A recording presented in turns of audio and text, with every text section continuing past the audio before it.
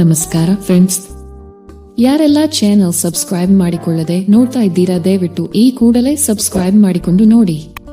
ನನ್ನ ಹೆಸರು ಕಾವ್ಯ. ಇದು ನನ್ನ ಅಣ್ಣ ನನಗೆ ಗೊತ್ತಿಲ್ಲದೆ ನನ್ನ ಗೆಳತಿಯರ ಜೊತೆ ಮಜಾ ಮಾಡಿದ ಕತೆ. ನನ್ನ ಅಣ್ಣನ ಹೆಸರು ರಾಹುಲ್. ಇಂಜಿನಿಯರಿಂಗ್ ಮುಗಿಸಿ ಕೆಲಸಕ್ಕೆ ಹೋಗುತ್ತಿದ್ದ. ನೋಡೋಕೆ ಒಳ್ಳೆ ಹೀರೋ ತರ ಇದ್ದ. ನಾನು ಬಿಕಾಂ ಫೈನಲ್ ಸೆಮ್ ಓದ್ತಿದ್ದೆ. ನನಗೆ ಬೆಸ್ಟ್ ಫ್ರೆಂಡ್ಸ್ ಅಂದ್ರೆ ರಾಣಿ ಮತ್ತೆ ರೋಜಾ. ಅವರು ಏನು ಕಮ್ಮಿ ಇರ್ಲಿಲ್ಲ. ನೋಡೋಕೆ ಒಳ್ಳೆ ನೀಲಿ ಚಿತ್ರದಲ್ಲಿ ಬರೋ ಹುಡ್ಗೀರ್ ತರ ಇದ್ರು. ತೆಲ್ಲಗೆ ಬೆಳ್ಳಗೆ ಒಳ್ಳೆ ಮೈಮಾಟ. ನೋಡಿದ್ರೆ ಒಂದು ಸಾರಿ ನಂಗೆ ಮೂಡ್ ಬರ್ತಿತ್ತು, ಇನ್ನು ಹುಡ್ಗೂರ್ನ ಕೇಳ್ಬೇಕಾ. ಒಂದ್ ದಿನ ಅವರು ಇಬ್ರು ನಮ್ಮನೆಗೆ ಊಟಕ್ಕೆ ಅಂತ ಕರೆದೆ. ಆಕ್ಚುಲಿ ಜೊತೆಗೆ ಕರ್ಕೊಂಡು ಬಂದೆ. ಆ ಟೈಮ್ಗೆ ಅಣ್ಣ ಸೆಕೆಂಡ್ ಶಿಫ್ಟ್ ಅಂತ ಲೇಟ್ ಆಗಿ ಆಫೀಸ್ಗೆ ಹೊರಟಿದ್ದ. ನಾವು ಹೋಗೋ ಟೈಮ್ಗೂ ಅವನು ಬಾಗ್ಲು ಹತ್ರ ಬರೋ ಟೈಮ್ಗೂ ಒಂದೇ. ಅವನ್ನ ನೋಡಿ ಇವ್ರು ಇಬ್ರು ಒಳ್ಳೆ ಗರ ಬಡದಿರೋ ತರ ನಿಂತ್ಕೊಂಡ್ರು. ಅವಾಗ್ಲೇ ಹೇಳಿದ್ದೆ ಅಲ್ವಾ ಒಳ್ಳೆ ಹೀರೋ ತರ ಇದಾನೆ ಅಂತ. ರೋಜಾ ಅಂತೂ ಬಿಟ್ಟ ಕಣ್ಣು ಬಿಡದ ಹಾಗೆ ನೋಡುತ್ತಾ ಇದ್ಲು. ನಾನು ಪರಿಚಯ ಮಾಡಿಸಿದೆ. ರಾಣಿ ಹಾಯಿ ಅಂತ ಕೈ ಕೊಟ್ಲು. ಆದ್ರೆ ಕರೆಂಟ್ ಶಾಕ್ ಹೊಡೆದ ಹಾಗೆ ನಿಂತ್ಕೊಂಡ್ಲು. ಅವನು ಬೈ ಹೇಳಿ ಹೊರಟ. ನಾವು ಮನೆ ಒಳಗೆ ಹೋಗಿ ಅಮ್ಮ ಜೊತೆ ಮಾತಾಡ್ಕೊಂಡು ಸಂಜೆವರೆಗೂ ಹರಟೆ ಹೊಡ್ಕೊಂಡು ಕೂತಿದ್ವಿ. ಆಗ ರೋಜಾ ನಿಮ್ ಅಣ್ಣ ಯಾವಾಗ ಬರ್ತಾನೆ, ಎಲ್ಲಿ ಕೆಲಸ ಮಾಡೋದು, ಯಾಕೆ ಇನ್ನೂ ಮದ್ವೆ ಆಗಿಲ್ಲ ಅಂತ ಒಂದೇ ಸಮ ಪ್ರಶ್ನೆ ಕೇಳ್ತಾ ಇದ್ಲು. ಅವಾಗ ರಾಣಿ ಏನೇ ಹೇಳು ಕಾವ್ಯ, ನಿಮ್ ಅಣ್ಣ ಮಾತ್ರ ಸೂಪರ್ ಆಗಿ ಇದಾನೆ ಅಂದ್ಲು. ನಾನು ಏನು ಅಂದೆ. ಅದ್ಕೆ ಅವಳು ಏನಿಲ್ಲ ಬಿಡು, ಸರಿ ಲೇಟ್ ಆಯ್ತು ನಾವು ಹೊರಡ್ತೀವಿ ಅಂತ ಹೇಳಿ ಇಬ್ರು ಹೊರಟು ಹೋದ್ರು. ರಾಣಿ ಮತ್ತೆ ರೋಜಾ ಇಬ್ರು ಒಂದೇ ಪಿಜಿ ರೂಮ್ ಅಲ್ಲಿ ಇದ್ರು. ಇಬ್ರಿಗೂ ಎಷ್ಟು ಹುಚ್ಚು ಅಂದ್ರೆ ರಾತ್ರಿ ಇಬ್ರು ನೀಲಿ ಚಿತ್ರ ನೋಡಿ ಅವರು ಇಬ್ರು ಸೇರಿ ಕೈ ಕೆಲಸದಿಂದ ವಾಂತಿ ಮಾಡಿಕೊಳ್ತಿದ್ರು. ಅವತ್ತು ರಾತ್ರಿ ಕೂಡ ನಮ್ ಅಣ್ಣ ರಾಹುಲ್ನ ನೆನಪು ಮಾಡ್ಕೊಂಡು ಅದೇ ಕೆಲಸ ಮಾಡ್ಕೊಂಡಿದ್ರು. ಅವತ್ತಿಂದ ಅವರು ಇಬ್ರು ವಾರಕ್ಕೆ 2-3 ಸಾರಿ ಮನೆಗೆ ಬರೋಕೆ ಶುರು ಮಾಡಿದ್ರು. ಹಾಗೆ ರಾಹುಲ್ ಜೊತೆನೂ ತುಂಬಾ ಸಾಲಿಗೆ ಇಂದ ಇರ್ತಾ ಇದ್ರು. ಅಣ್ಣನೂ ಅಷ್ಟೇ, ಜೊತೆಗೆ ಊಟ ಮಾಡೋದು, ಆಟಗಳು ಆಡೋದು, ಜೋಕ್ ಮಾಡೋದು ಎಲ್ಲಾ ಮಾಡ್ತಿದ್ದ. ಹೀಗೆ ಇರೋವಾಗ ಒಂದು ದಿನ ನಾನು ಅಮ್ಮ ಶಾಪಿಂಗ್ಗೆ ಅಂತ ಹೊರಗಡೆ ಹೋದ್ವಿ. ಅಣ್ಣ ಒಬ್ನೇ ಮನೇಲಿ ಇದ್ದ.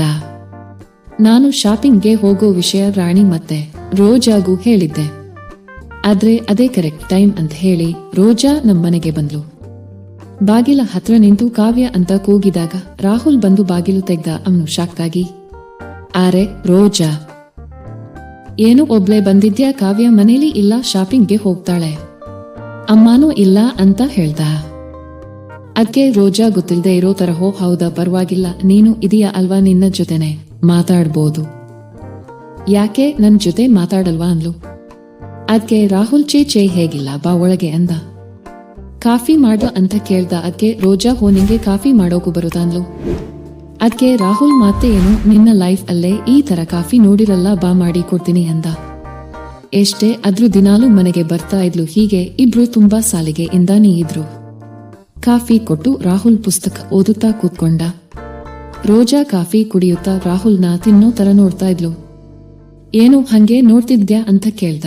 ಅದ್ಕೆ ರೋಜಾ ನಿಂಗೆ ಯಾರು ಗರ್ಲ್ ಫ್ರೆಂಡ್ ಇಲ್ವಾ ಅಂದ್ಲು. ಅದ್ಕೂ ರಾಹುಲ್ ನಾನ್ ಅಷ್ಟೊಂದು ಅದೃಷ್ಟ ಮಾಡಿಲ್ಲ ಅಂತ ಹೇಳಿ ನಗ್ತಾ ಇದ್ದ. ಒಳ್ಳೆ ಹೀರೋ ತರ ಇದ್ಯಾ, ನಿಜ ಹೇಳು, ಎಷ್ಟ್ ಹುಡ್ಗೀರ್ ಜೊತೆ ಆಟ ಆಡಿದ್ಯಾ ಅಂತ ಕೇಳಿದ್ಲು. ಅದ್ಕೆ ರಾಹುಲ್ ನಿಜವಾಗ್ಲೂ ಇಲ್ಲ ಅಂದ. ಯಾವ ಬುಕ್ ಓದ್ತಾ ಇದ್ಯಾ ಅಂತ ನೋಡೋಕೆ ಬಂದ್ಲು ರೋಜಾ. ಅಷ್ಟರಲ್ಲಿ ಪುಸ್ತಕ ಮುಚ್ಚಿ ಇಟ್ಕೊಂಡ ರಾಹುಲ್. ಯಾಕೆ ಮುಚ್ಚಿದೆ, ಅಂತದ್ದು ಏನಿದೆ ತೋರಿಸು ಅಂದ್ಲು. ರಾಹುಲ್ ಬೇಡ ಅಂತ ಹೇಳಿ ಅಲ್ಲಿಂದ ರೋಜಾನ ಕರ್ಕೊಂಡು ಹೋಗೋಕೆ ಪ್ರಯತ್ನ ಪಟ್ಟ. ಆದ್ರೆ ರೋಜಾ ಅವನ್ಗೆ ಯಾಮಾರಿಸಿ ಪುಸ್ತಕ ತಗೊಂಡು ನೋಡಿದ್ಲು. ಅದು ಬರೀ ಹುಡ್ಗಿಯರ ಚಿತ್ರ ಇರೋ ಪುಸ್ತಕ ಆಗಿತ್ತು. ಹೋ ಏನು ಸಾಹೇಬ್ರು ಹುಡ್ಗೀರ್ನ ನೋಡಲ್ಲ, ಮಾತಾಡಲ್ಲ, ಗರ್ಲ್ ಫ್ರೆಂಡ್ ಇಲ್ಲ ಅಂತ ಹೇಳಿ ಈ ಕೆಲಸ ಮಾಡ್ತಿದ್ದೀರಾ ಅಂದ್ಲು. ಅದ್ಕೆ ರಾಹುಲ್ ಆವಾಗ್ಲೇ ಹೇಳ್ದೆ ಅಲ್ವಾ ಅದೃಷ್ಟ ಇಲ್ಲ ಅಂತ, ಅದ್ಕೆ ಬರೀ ಫೋಟೋ ನೋಡಿ ಖುಷಿ ಪಡ್ಕೋತೀನಿ ಅಂದ. ಅವಾಗ ರೋಜಾ ಯಾಕೆ ಫೋಟೋ ನೋಡ್ತೀಯಾ, ನಿನ್ನ ಮುಂದೆ ಇಷ್ಟು ಚೆನ್ನಾಗಿರೋ ಹುಡ್ಗಿ ಇರೋವಾಗ ಅಂದ್ಲು. ಏನ್ ಹೇಳ್ತೀಯ ಅರ್ಥ ಆಗಿಲ್ಲ ಅಂದ ರಾಹುಲ್. ಅದ್ಕೆ ರೋಜಾ ಫೋಟೋಲಿ ಇರೋ ತರ ನಾನು ನೋಡು ಅಂತ ಅವನ್ ಕೈ ಹಿಡ್ಕೊಂಡು ಹೇಳಿದ್ಲು. ಇಬ್ರಿಗೂ ಆಸೆ ಬಂತು. ಇನ್ನೇನು ಎಲ್ಲ ಆಗೋಯ್ತು ಅನ್ನೋ ಅಷ್ಟರಲ್ಲ ಡೋರ್ ಬೆಲ್ ಆಯ್ತು. ಅಲ್ಲಿ ನಾನು ಮತ್ತೆ ಅಮ್ಮ ವಾಪಸ್ ಬಂದಿದ್ವಿ. ಅವರು ಇಬ್ರು ಕೈಗೆ ಬಂದಿದ್ದು ಬಾಯಿಗೆ ಬರಲಿಲ್ಲ ಅನ್ಕೊಂಡು ಬೇಜಾರ್ ಆದ್ರು.